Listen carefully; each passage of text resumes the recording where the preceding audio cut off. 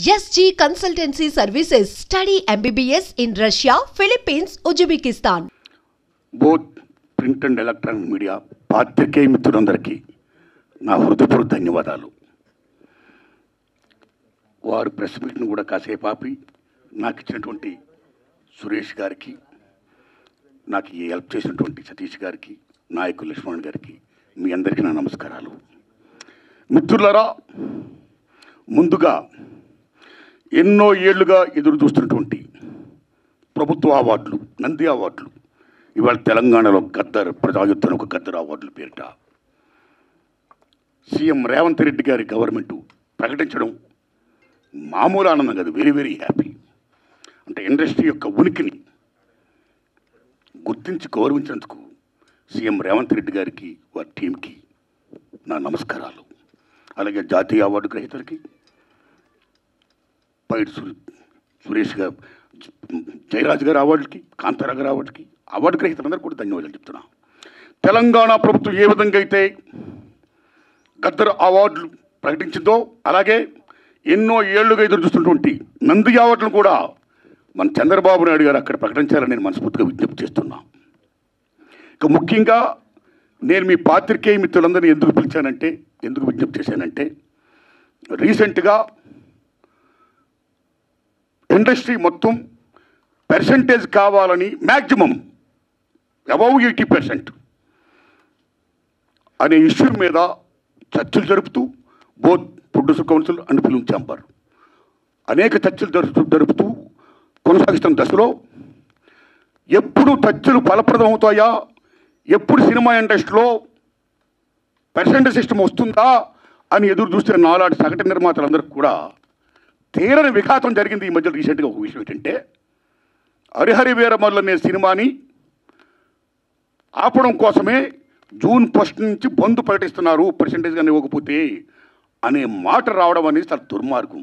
It's a trash. అది ఉత్తిది, అది correct కాదు, అందులో కుట్ర ఉంది, ఆ కుట్రదారులు ఎవరు తెలుసుకోవాలి అని స్వయంగా పవన్ కళ్యాణ్ గారు ఆఫీస్ నుంచి రావడం అనేది, స్వయంగా సినిమాటోగ్రఫీ మంత్రి దుర్గేష్ గారు మాట్లాడడం అనేది కరెక్ట్ కాదు.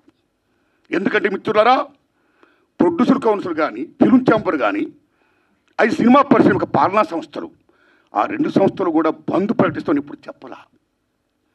డిసిషన్స్ ఆర్ గోయింగ్ ఆన్ అని చెప్పారు వాళ్ళు.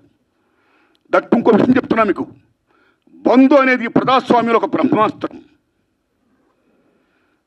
ఎవరైనా బంద్ ప్రకటించే ముందు సినిమా ఇండస్ట్రీలో అకార్డింగ్ టు నామ్స్ 3 వారాల ముందుగా తెలియపరచాలి. ఇదిగో పలానా ఇష్యూ మీద మేము ఫైట్ చేస్తున్నాం, అది ఇంకా కొలిక్కి రాలేదు కాబట్టి మేము బంద్ ప్రకటించబోతున్నాం అనే విషయాన్ని నిర్మాతలకు 3 వారాల ముందు తెలియపరచాలి. This is norms, it's a preamble. 3 వారాల ముందు తెలియపరిస్తే రిలీజ్ డేట్ ఎవరు తెచ్చుకున్నారో, మేము రిలీజ్ డేట్ ఇచ్చుకున్నామండి, ఇంకో 2 వారాలు మేము రిలీజ్ చేస్తున్నామండి అని ప్రిపేర్ అయిన నిర్మాతలను ఇబ్బంది పెట్టకుండా ఉండడం కోసమే 3 వారాల ముందు తెలియపరచాలి according to norms. So June 1 bandh ప్రకటిస్తే, ఒకవేళ జూన్ 12 అంటే 2 వారాలు కూడా కాదు కదా, ఏ రకంగా మీకు హరిహర వీరమల్లుకి అది వర్తింపు చేస్తుందండి? అది కరెక్ట్ కాదు. పవన్ కళ్యాణ్ గారి మీద ఎవరైనా కుట్ర పంపుతారు. తెలుగు చలనచిత్ర పరిశ్రమలో విశ్వవిఖ్యాత నట సార్వభౌమ ఎన్టీ రామారావు గారు, భారతదేశంలో ఎన్టీఆర్ మన తెలుగు జాతిని ఖ్యాతిని చేసిన మహనీయుడు. As a politician, as a CM, like this anything else. ఎంత గర్విస్తామో. తర్వాత మళ్ళీ మంచి గొప్ప పేరు తెచ్చుకొని ఈవేళ ఒక జనసేన పార్టీ పెట్టి ఈవేళ డిప్యూటీ సీఎం అయ్యారంటే వీఆర్ ప్రౌడ్ ఆఫ్ ఇట్. మన తెలుగు చిత్ర పరిశ్రమ మొత్తం అంతా గర్విస్తున్నది. Hats off to Pawan Kalyan garu, Chandrababu Naidu గారికి సెల్యూట్. మేము పవన్ కళ్యాణ్ గారిని ఏ రకంగా దుర్మానం కాము, కానీ పవన్ కళ్యాణ్ గారు ఆఫీస్ ఆ రకంగా కరెక్ట్ కాదు రావడం. ఓకే, వచ్చిందనుకోండి, ఇష్యూ వస్తే మహాత్మా గాంధీ ఏమన్నాడు, ప్రపంచ యుద్ధాలను కూడా చర్చల ద్వారా ఆపొచ్చన్నాడు ఆయన. ఒక సీఎం, ఒక డిప్యూటీ సీఎంగా మీరు అక్కడ సీఎం చంద్రబాబు నాయుడు గారితో మాట్లాడి హరిహరి వీరమల్లు అనే టాపిక్ మీరు ఎత్తకుండా, ఓకే మీ ఇండస్ట్రీ కష్టాల్లో ఉన్నప్పుడు రండి, మనం సిట్టింగ్ చేసుకుందాం రండి, మాట్లాడుకుందాం రండి అని చెప్పుకుంటూ ఒక పెద్ద రోల్ ప్లే చేసి ఉంటే, ఒక చలనచిత్ర పరిశ్రమ బిడ్డగా మిమ్మల్ని మేము ఎంత గౌరవించేవాళ్ళం సార్. ఎంత బాగుండేది సార్, ఎంత బాగుంటుంది సార్. ఆ పని చేయండి సార్ పవన్ కళ్యాణ్ గారు. ఎందుకంటే పర్సంటేజ్ సిస్టమ్ వల్ల ఇండస్ట్రీ ఇవాళ చాలా మేలు జరుగుతుందండి. పర్సెంటేజ్ సిస్టమ్ లేకపోవడం వల్ల ఇండస్ట్రీ సగటు నిర్మాత మొత్తం కొలాప్స్ అయిపోతున్నాడండి. ఇవాళ మీరు నమ్మండి sir. Why? Because all malls PVRs మొత్తం ఇలాంటివన్నీ వచ్చేసిన తర్వాత సింగిల్ థియేటర్స్ ఇవాళ ఉనికి లేకుండా పోతుందండి. తెలంగాణలో 500 ఉన్న సింగిల్ థియేటర్లు ఇవాళ 200 చిల్లరకు వచ్చేసాయి. ఆంధ్రప్రదేశ్లో 500 పైన ఉన్న సింగిల్ థియేటర్ ఇవాళ 300 పైసలకు వచ్చాయి. సింగిల్ థియేటర్ లేకపోతే యొక్క ప్రేక్షకుల పరిస్థితి ఏమిటి? ఇవాళ మాల్స్లోని ఆటల్లోని ఇటువంటి చోకాటి థియేటర్స్లో రేట్స్ ఎంత ఉన్నాయి? ఇవాళ ఎంత పీపచ్చమైన రేట్స్. ఆడికి వెళ్ళి ఏదైనా పాప్కార్న్ తింటేనే 500 రూపాయల, డ్రింక్ 200 రూపాయల, టికెట్ మొత్తం 200, 300 ఇలాగ అనుకుంటే సగటు ప్రేక్షకుడు ఎక్కడ సినిమా చూడగలుగుతాడు? ఏ రకంగా వెళ్ళగలుగుతాడు? ఇవాళ భారతదేశంలో సినిమా పరిశ్రమ అనేది సామాన్యుడికి వినోదం. అలాంటి వినోదాన్ని సగటు మనిషికి దూరం చేస్తుంది ఇవాళ బికాస్ ఆఫ్ దీస్ పాలసీస్. కాబట్టి సింగిల్ థియేటర్ని బతికించుకోవాలి, దానికి పర్సంటేజ్ సిస్టమ్ కావాలి. ఈ పర్సంటేజ్ సిస్టమ్ అనేది ఇప్పుడు నుంచి కాదండి. నేను ఎందుకు ప్రశ్న పెట్టానంటే since 25 years the issue is going on. ఈ పర్సంటేజ్ కావాలని కోరిన వాళ్ళు మేము కూడా ఒకటి, నేను కూడా ఒకనండి. ఆ రోజుల్లో మీరు నమ్మని మిత్రులలో కిఎల్ నాన్నగారు ఉన్నప్పుడే ప్రొడ్యూసర్ కౌన్సిల్ అధ్యక్షుడిగా మేము విజ్ఞప్తి చేశాం. కాలా సి కళ్యాణ్ గారు ఉన్నప్పుడు విజ్ఞప్తి చేశాం. కాలా కిరణ్ గారు ఉన్నప్పుడు విజ్ఞప్తి చేశాం. కాలా అలాంటి దశలో మీరు నమ్మండి, ఇదే ఫిలిం ఛాంబర్ ముందు టెంటలు వేశాం. అక్కడ ఓ సురేందర్ రెడ్డి గారు, ఓ నట్టి కుమార్ గారు, ఓ మోహన్ గారు, ఓ బెక్కం వేణుగోపాల్ గారు, నేను ఇంకా అనేక మందిని ఈ ఉద్యమాలు చేస్తున్నప్పుడు ఆదిశేషవరరావు గారు, తమ్మిడి భరద్వాజ్ గారు, కెఎస్ రామారావు గారు, చదవాడి శ్రీనివాసరావు గారు, అచ్చిరెడ్డి గారు, కృష్ణారెడ్డి గారు పెద్దలందరూ సంఘీభం ప్రకటించారు. ఎన్ని చేసినా ఏమీ కాల. వెళ్ళి స్వయంగా నేను వెళ్ళి రామారాయణ గారు రిక్వెస్ట్ చేశా, నారాయణ పర్సంటేజ్ సిస్టమ్ కావాలి, అది మంచిది, ఈ సిస్టమ్ ఉండకూడదు, రెండో సిస్టమ్ ఉండకూడదు, నేను సురేష్ బాబుతో మాట్లాడతాను, I am with you, I am with that moment అన్నాడు రామారాయణ గారు. మహానుభావుడు కీర్చేసి అయ్యారు. అది ఇప్పుడు తత్తులు ఫలపరం కాల. ఆ తర్వాత అల్లు అరవింద్ గారిని రిక్వెస్ట్ చేశాం, నారాయణమూర్తి అందరం కలిసి చర్చించుకున్న విషయం మీద ఏది మంచిగా చేద్దామన్నాడు ఆయన. కానీ మంచి అనే పర్సంటేజ్ జరగల. మళ్ళీ సునీల్ నారాయణ గారిని రిక్వెస్ట్ చేశాం, అందరూ ఏం చెప్తా అదే మేము చేస్తామన్నాడు ఆయన.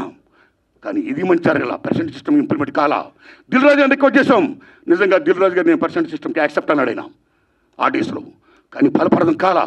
ఆ టైంలో అప్పుడు ఇండస్ట్రీ పెద్ద మహానుభావుడు మా గురువు దాసనారాయణ ఇంట్లో మా గురువు గారు కెఎస్ రామారావు గారు, తమ్మిడి భరద్వాజ్ గారు, నేను, సి కళ్యాణ్ గారు అందరం మీట్ అయ్యాం. మీట్ అయిన తర్వాత VNR Nageswara Rao distributor from Telangana, percentage system కావాలి, ఏ సిస్టమ్ కావాలి, ఆక్యుపేషన్ పర్సెంటేజ్ కావాలని కొందరు, 50-50 కావాలని కొందరు, ఇలా రకరకాల మాడుతున్నప్పుడు ఇది తప్పకుండా తేలుతాం.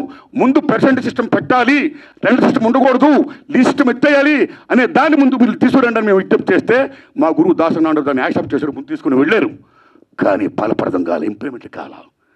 లేటర్ ఆఫ్ ఇండస్ట్రీ పెద్ద చిరంజీవి గారి దగ్గరికి వెళ్ళాం, ఇది ఇష్యూ మీద రైజ్ చేశాం, విజ్ఞప్తి చేశాం, టికెట్స్ రేస్ పెంచుద్దని చెప్పడం విషయంలో కానీ ఈ ఇష్యూలో కానీ ఆయన కృషి చేశాడు, మరీ ఫలప్రదం కాల. So this is a very big issue. Since 25 years this percentage system is going on, the issue is going on, not clearing. అది కావాలి. అలాంటిది ఇవాళ పర్సెంటేజ్ సిస్టమ్ కొలుక్కొచ్చే దశలో హరిహరి వీరమ్మలకి దీనికి ఒక లింకప్ పెట్టి ఏం సంబంధం అండి? ఏమీ సంబంధం లేదు. ఈ రకంగా దాన్ని చేస్తారని చెప్పి ఈ పర్సెంటేజ్ సిస్టమ్ అనే ఇష్యూని పక్క తోసేసేసి హరిహరి వీరమ్మను ఫోకస్ చేయడం అంటే ఎంత దోణం ఉండేది. అది కరెక్ట్ కాదండి. అందుకని నేను మనస్ఫూర్తిగా ఇది ఫీల్ అయ్యే నేను చెప్పడం కోసమే నేను విజ్ఞప్తి చెప్తూ పవన్ కళ్యాణ్ గారిని విజ్ఞప్తి చేస్తున్నా, నేను చంద్రబాబు నాయుడు గారిని విజ్ఞప్తి చేస్తున్నా, దుర్గేష్ గారిని విజ్ఞప్తి చేస్తున్నా. పవన్ కళ్యాణ్ గారు మాట చెప్పారు, ఇండస్ట్రీ వారు వచ్చి గవర్నమెంట్ ఏర్పడ్డ వెంటనే వచ్చి పలకరించవచ్చు కదా, మర్యాద పూర్వకంగా కలవచ్చు కదా అన్నారు. ఆయన శభాష్, కలవాలి, రాజులు మీరు, కలుస్తాం. కానీ ఒక విజ్ఞప్తి చేస్తున్నాం, పూర్వకాలంలో రాజుల దగ్గరికి ఏదైనా ప్రజలకు సమస్య వచ్చినప్పుడు ధర్మగంట కొడితే లోపలికి వెళ్ళేవారు. దాని బిఫోరే రాజులే ప్రజల దగ్గరికి వెళ్ళేవాళ్ళు, రచ్చబండ పెట్టేవారు. మీ ప్రజలకు ఏం సమస్య ఉంటే రండి చెప్పండి అని అడిగేవాడైనా, అక్కడక్కడిగా తీర్పులు చెప్పేవాడు, సాల్వ్ చేసేవారు, ప్రజలకు మేలు చేసేవాడైనా. ఇదిగో మా ఊరికి చెరువు కావాలి, మా ఊరికి విద్య కావాలి, మా ఊరికి వైద్యం కావాలి, లైక్ దిస్. అలాగా మీ మినిస్టర్లు కూడా అయిన వెంటనే ఇండస్ట్రీని పిలిచి రండి మీకేం సమస్యలు ఉన్నాయి, నేనేం చేయాలి, మేమేం చేయాలి అని చెప్తే మేము కూడా ఎంత ఆనందపడేవాళ్ళం అండి. మేము మీ బిడ్డలు అండి, we are the children of the state. మేము మీకు ఓట్లు వేసిన వాళ్ళమి, మిమ్మల్ని లెక్కించిన వాళ్ళమి, మీ బిడ్డలు మేము. You must be respect the people the same time who must respect the government. It's vice versa. So my humble request, దయించి పర్సెంటేజ్ సిస్టమ్ పక్కకి పెట్టేయకుండా, పర్సెంటేజ్ సిస్టమ్ అనేది మెయిన్ ఇష్యూ కాబట్టి. ఎందుకంటే ఆల్ మాల్స్ ఇవాళ ఆక్యుపై చేసి 50% దే ఆర్ టేకింగ్. కార్పొరేట్ సెటప్తో కూడుకుని ప్రైవేట్ సంస్థలు ఏమైతే ఉన్నాయో ఆ కార్పొరేట్స్ అందరూ కూడా వాళ్ళు they are getting 50%. But single థియేటర్కి ఏమైంది? సింగిల్ థియేటర్ అందరూ మనవాళ్ళు, ఎక్కడవాళ్ళు, ఓ ఫ్యాషన్తో కట్టుకున్నవాళ్ళు, ఈ తల్లిని నమ్ముకున్నవాళ్ళు. సినిమా అంటేనే తల్లి తండ్రి నిర్మాత తీసేవాడు, చూసేవాడు, ప్రేక్షకుడు దేవుడు, ఇద్దరికి మధ్య సంధానంగా చూపించే తల్లి సినిమా హాల్ ఓ దేవాలయం. ఆ దేవాలయాలు బాగుండాలి. ఇవాళ ఎన్ని దేవాలయాలు కళ్యాణ మండపాలు అయిపోతున్నాయి, ఎన్ని దేవాలయాలు మూసిపడిపోతున్నాయి, బికాస్ దిస్ సిస్టమ్. కాబట్టి మల్టిపుల్ నేషన్స్, ఈ ప్రైవేట్ కంపెనీస్, ఈ కార్పొరేట్స్ అందరూ వచ్చేసిన తర్వాత చిన్న చేపని పెద్ద చేప, చిన్నమాయని పెద్దమాయని పెంగళ నాగేంద్ర మాయాబజార్ చెప్పినట్టు ఈవేళ they are occupying they like octopus. కాబట్టి చిన్న నిర్మాతని బతికించుకోవాలి, సింగిల్ థియేటర్ని బతికించుకోవాలి. The same time percentage system ఉంటేనే ఇద్దరు బాగుంటారు. కాబట్టి ఈ దశలో పవన్ కళ్యాణ్ గారు నేను విజ్ఞప్తి చేస్తున్నా, పర్సంటేజ్ సిస్టమ్ ఉంచండి సార్, దాన్ని ఫుల్ఫిల్ చేయించండి సార్. అది ఎలా చేస్తే బాగుంటుందో ఆలోచించి దానికోసం మీటింగ్ పెట్టి సక్సెస్ చేయించండి సార్. ఈ దశలో producer council and film chamber నేను విజ్ఞప్తి చేస్తున్నాం. ఆల్రెడీ మీరు విశాఖపట్నంలో మీటింగ్ అయ్యారు. ఏ మీటింగ్ చేసుకున్నా సరే 25,000 బట్టి రావణ కాష్టంలా కాలుతున్న ఏ పర్సెంటేజ్ సిస్టమ్ అయితే ఉందో దాన్ని మీరు మళ్ళీ పక్కకి దోసేయకుండా, ఏదేదో దాన్ని అడ్డం పెట్టి దాన్ని మళ్ళీ అడ్రస్ లేకుండా చేయకుండా ఆ పర్సెంటేజ్ సిస్టమ్ విషయంలో కొలుక్కొచ్చి ఇంప్లిమెంట్ చేసి సగటు నిర్మాతను బ్రతికించండి. అప్పుడే మా సినిమాలు చూస్తారు జనం, లేకపోతే ఓటీటీలు చూస్తారండి. ఈవేళ మాలా జనం రావాలంటే బడుగు బలహీన వర్గాలు రావాలంటే ఎక్కడ వస్తారండి? వాళ్ళ కొలత డబ్బులు పెట్టి ద కాంట్ కమ్. ఆ ఓటీటీలు వస్తుంది చూద్దాంలే. ఎన్ని సినిమాలు ఇవాళ బాగా ఆడుతున్నాయండి? పర్సెంటేజ్ సిస్టమ్ ఎంత తగ్గిపోయిందండి. కాబట్టి సినిమా బతకాలన్నా, సగటు నిర్మాత బతకాలన్నా, 80% ఆఫ్ ఇండస్ట్రీ బతకాలన్నా మనోడు ఉండాలి సరే, పర్సెంటేజ్ సిస్టమ్ కావాలి. ఆ సిస్టమ్ కోసం పెద్దలందరూ కృషి చేయాలి. Film chamber and producer council ఆ విషయంలో నిర్ణయం తీసుకోవాలి. గవర్నమెంట్ మనం కలాలి. గవర్నమెంట్ అపాయింట్మెంట్ అంతగా ఆనందం పెట్టండి. మీరు వెళ్ళండి, కలవండి, మన డిమాండ్స్ చెప్పండి, పర్సెంటేజ్ సిస్టమ్ కావాలి, ఇంప్లిమెంట్ చేయండి అని విజ్ఞప్తి చేయండి. అదే నా విజ్ఞప్తిగా భావిస్తూ ఇక రేట్లు మాటది వచ్చిందా? Thank you. మైక్ రాలేదంటే ఇంకా ఈ రేట్లు విషయం మాట్లాడేసి నేను నిన్న పని చూసుకుంటానని మిమ్మల్ని డిస్టర్బ్ చేయనండి. సురేష్ అన్న, రేట్లు చాలా ఇంపార్టెంట్ అండి. మీరు నమ్మండి, భారతదేశంలో 1961 తర్వాత థియేటర్లో ఏ రేట్లు పెట్టాలి, ఎలా పెట్టాలి, భారతీయుల యొక్క తలసరి ఆదాయాన్ని బట్టి, జీవన ప్రమాణాలను బట్టి రేట్లు నిర్ణయించినప్పుడు గవర్నమెంట్ ఒక కమిటీని వేసి ఓ నేల, ఓ బెంచి, ఓ కుర్చీ, ఓ బాల్కనీలై తరగతులు సృష్టించింది. ఈవేళ నేల లేదు, బెంచీ లేదు, ఒకటే క్లాస్ లేకపోతే 2 క్లాసులు, మొత్తం థియేటర్స్ మొత్తం ఆ రకంగా చేసేసారు. ఓకే, ఇక రేట్లు అనేది ఏమవుతున్నాయో సిస్టమ్ ప్రకారం గవర్నమెంట్ ఏదైనా ఒక రేటు పెడితే ఆ రేట్ని అందరూ కూడా హానర్ చేయాలి. అలాగ హానర్ చేయకుండా ఈ మధ్య కాలంలో చాలామంది భారీ చిత్రాలు తీసిన నిర్మాతలు వాళ్ళు వేల కోట్లు పెడుతున్నారు. ఓకే, హ్యాట్సప్, సెల్యూట్, కేపబిలిటీ ఉంది, పెడుతున్నారు, మనం గర్విస్తున్నాం, సంతోషమే. కానీ అలా పెట్టే నిర్మాతలు చాలామంది ఏం చేస్తున్నారంటే, మా సినిమాకి చాలా ఖర్చు అయిపోయింది కాబట్టి రిలీజ్ ముందు రేట్లు ఎక్కువ పెంచితే మేము సేఫ్ అవుతాం అని ఒకటి పెట్టడం వల్ల, నిజం చెప్పండి తమ్ముళ్ళారు, మీరు నిజం చెప్తున్న ప్రేంగా, ఆ రకంగా పెట్టడం వల్ల, దానికి గవర్నమెంట్ యాక్సెప్ట్ చేయడం వల్ల మామూలు హారం జరగట్లా సగటు చిత్రానికి. అలాగే ప్రేక్షకులకు డబ్బు ఎంతమంది దగ్గర ఉంటుందండి? పేదవాడికి సినిమా కూడా ఉంటుంది, డబ్బు ఉన్నవాడికి సినిమా కూడా ఉంటుంది. డబ్బు ఉన్నవాళ్ళు హ్యాపీగా చూడగలుగుతారు, పేదవాళ్ళు ఎక్కడ చూస్తారండి? అప్పు సప్పులు చేసి మరీ చూస్తారండి. ఇంత రేట్లు పెంచిస్తే పాప్కార్న్ బీభత్సం రేటు చూస్తే కనీసం 1000 రూపాయలు 1500 ఉంటేనే కానీ వేళ సినిమా చూడలేకపోతున్నాడండి. సో సగటు ప్రేక్షకుడికి వినోదం అనేది చాలా చౌకగా వచ్చే సినిమా ఈవేళ కాస్ట్ అయిపోతే ఈ రేట్లు పెట్టడం వల్ల అదేం ధర్మం అండి? ఇదేం సంక్షేమ రాజ్యం అండి? What are respecting the system of the government. ఒక రేట్లు పెడితే ఎవరికైనా రేట్లు అలాగే హానర్ చేయాలి. వై? బికాస్ మీరు భారీ బడ్జెట్లు పెడుతున్నారు, పెట్టుకోండి, మీరు గొప్పగా తీస్తున్నారు, తీయండి, మేము గర్విస్తున్నాం. ప్రేక్షకుడికి ఎన్ని ఎందుకంటే ఈ సినిమా బాగుందో లేదా, దట్స్ ఆల్. సినిమా బాగుంటే చూస్తాడు, చూడడం, రేట్లు పెట్టకపోవడం అనేది మీ ఇంట్రెస్ట్ పడి ఉంటుంది. భారీ సినిమాలు తీస్తున్నారు, ఓకే, సెల్యూట్. దానికి వాళ్ళ మీద రుద్దకూడదు. బాగుంటే ఆ డబ్బులు వాళ్ళు ఏం పెడుతున్నారు, ఆ డబ్బుతో మీరు కోట్లు సంపాదించవచ్చు. ఉదాహరణ, హాలీవుడ్లో 10 కమాండ్మెంట్స్ సిసిల్ పెట్టి ఇమ్మీడియట్ తీశాడు ఆయన. మామూలు బడ్జెట్ కదా, వేలాది కోట్ల సినిమా తీశాడు ఆయన. అండ్ బెన్హార్ వేలాది కోట్లు పెట్టి తీశారు ఆ సినిమాలు. మీరు నమ్మండి, 2 సినిమాలు కూడా బచ్చవరి hits and gone with the wind. ఆ సినిమాలకి ఆ రోజుల్లో కోట్లు ఖర్చు అయితే మళ్ళా కోట్లు చేసి మీరు నమ్ముతారా తమ్ముళ్ళారా, గూడ్స్ బళ్ళల్లో డబ్బులు తీసుకొని వెళ్ళేవారు. అదే రేట్లు. మేము 10 కమాండ్మెంట్ తీసాం, మేము బెన్హార్ తీసాం, చాలా ఖర్చు పెట్టాం, కాబట్టి రేట్లు పెంచండి అని అడగలా. కమ్ టు హిందీ ఫీల్డ్, కేఎస్ఎఫ్ మొగలేజాం అని జీపీ సిప్ గారు షోలే. మామూలు సినిమాలో మొగలేజాం మీరు నమ్మండి 9 years తీసాడైనా.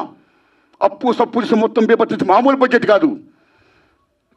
ఆ సినిమా రిలీజ్ అయ్యే ముందు నేను చాలా అప్పు సప్పులు అయిపోయాను, 9 years పట్టింది, చాలా కోట్లు పెట్టేశాను, నాకు రేట్లు పెంచండి అని కేఎస్ఎఫ్ గారు అడగలా. సిస్టమ్, ఈ రెస్పెక్టెడ్ సిస్టమ్. ఏం రేట్లు ఆ రేట్లో సినిమా రిలీజ్ చేశాడైనా. మీరు నమ్మండి, సినిమా పీపచ్చని హిట్. నమ్ముతారా తమ్ముళ్ళారా? బెన్హార్ అండ్ 10 కమాండ్మెంట్స్ గూడ్స్ బళ్ళల్లో డబ్బులు లాభాలు తీసుకొని పెడితే లారీల్లో లాభాలు తీసుకుని వెళ్ళాడు కేఎస్ఎఫ్ గారు. మొగలైజాం అంటే సినిమా బాగుంటే లాభాలు వస్తాయి, మీరు 2 కోట్లని పెట్టండి. So come to Telugu field.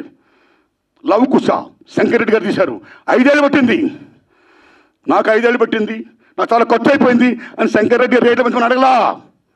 Cinema release అయింది, మీరు నమ్ముతారా? 5 years పైన సినిమా. ఇప్పుడు దాకా లవ్ కుశ మిత్ర హిట్లే తెలుగు సినిమా ఇండస్ట్రీలో. ఆయన అడగలా డబ్బులు, రేట్లు పెంచుకొని అడగలా. ఏ రేట్లు ఉన్నాయో ఆ రేట్లోనే ఆయన సినిమా రిలీజ్ చేశాడు. మీరు నమ్ముతారా తమ్ముళ్ళరా? ట్రక్కుల్లో లాభాలు వచ్చాయి, బళ్ళల్లో డబ్బులు వచ్చాయి. షోలే జీపీసీ గారు అడగలా, ట్రక్కుల్లో లాభాలు తీసుకున్నాడు ఆయన. కాబట్టి సినిమా బాగుంటే జనం వస్తారండి. మీరు ఇలా రేట్లు పెంచేసుకుంటా ఒక 1 week ఇలా చేసేసి మళ్ళీ మానేస్తా. థియేటర్ నేను ఆటో మీద ట్రావెల్ చేస్తున్నప్పుడు తమ్ముడు మన సినిమా చూసేవాళ్ళ, తమ్ముడు ఏ సినిమా చూసామంటే సినిమా చూడాలి ఉందండి, కానీ చాలా రేట్లు పెట్టేశారండి ఫస్ట్ వీక్. నా ఫేవరెట్ యాక్టరే కానీ డబ్బులు లేవు, అప్పు చేయాలంటే కష్టంగా ఉంది, చూడలేకపోతున్నానండి. ఆ రకంగా ఎంత డ్యామేజ్ అవుతుందంటే సినిమాకి. ఇప్పుడు ఎందుకంటే రేట్లు పెంచుతారు?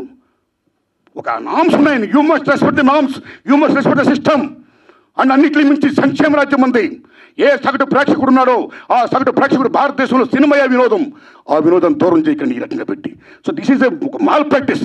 ఒక రకంగా చెప్పాలంటే దిస్ ఈజ్ నేను నమ్మండి తమ్ముళ్ళరా, ఈ భారతీయులు చేస్తున్న నిర్మాతలు, government is doing a black marketing in the name of rising the rates. Correct కాదు. అలా పెంచకుండా అందరికి ఒకలా సిస్టమ్ పెట్టి సగటుని మాత్రం బతికించి పర్సెంటేజ్ సిస్టమ్ కాపాడండి. అది వచ్చేటట్టు చెయ్యండి. ఆ రకంగా మీరు అందరూ పెద్దలందరూ కూర్చొని మాట్లాడుకొని మేలు చేయండి. ఇది నా విజ్ఞప్తి. Thanks a lot. ధన్యవాదాలు అండి మీకు. Thanks a lot.